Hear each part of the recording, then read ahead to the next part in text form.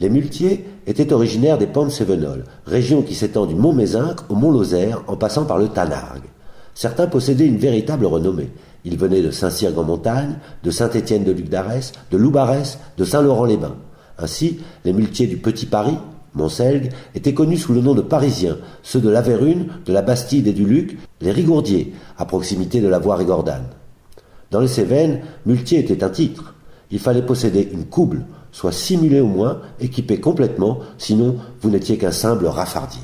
Selon Albin Mazon, le muletier était généralement du plus beau type et du plus pur sang montagnard. Taille au-dessus de la moyenne, épaules larges, membres vigoureux, joues arrondies, teint empourpré, cheveux longs ondulés, manière un peu rude mais avenante. Leurs vêtements étaient également caractéristiques de la fonction.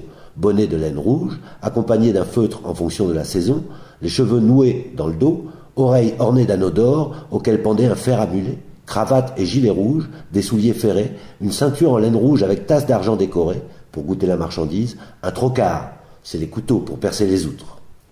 Par temps de pluie ou de neige, il revêtait le manteau des montagnards, appelé cape ou limousine. Il était secondé par son varlet, qui dirigeait lorsque le muletier s'éloignait pour réaliser les achats ou les ventes. Dans les Cévennes, c'était une personne importante et aisée. Certains devenaient maires.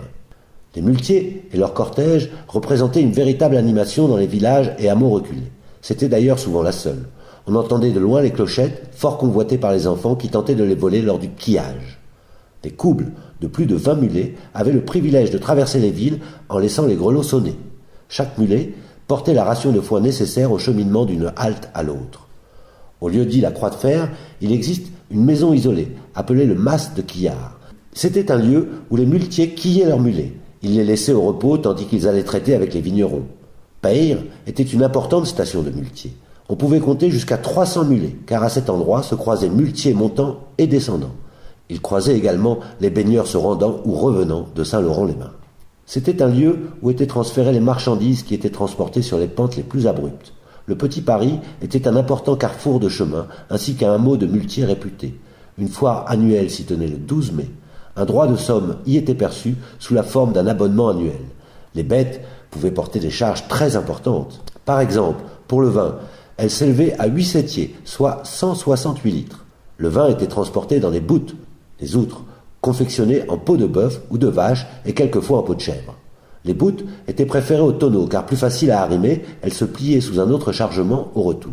Lorsqu'elles étaient sèches, on les faisait tremper pour leur redonner leur souplesse. Lorsqu'elles étaient définitivement hors d'usage, elles étaient revendues aux savetiers ambulants et finissaient comme semelles de chaussures. Les muletiers piquaient la boute pour en faire couler le vin et le faire goûter aux futurs acheteurs. Ils piquaient avec le trocard entre les coutures qui se resserraient après l'opération, la boute redevenant alors étanche. Les charges étaient recouvertes d'une bâche de laine à grands carreaux, noir et gris, la cuberte. Les mulets conservaient la charge jusqu'au lieu du coucher.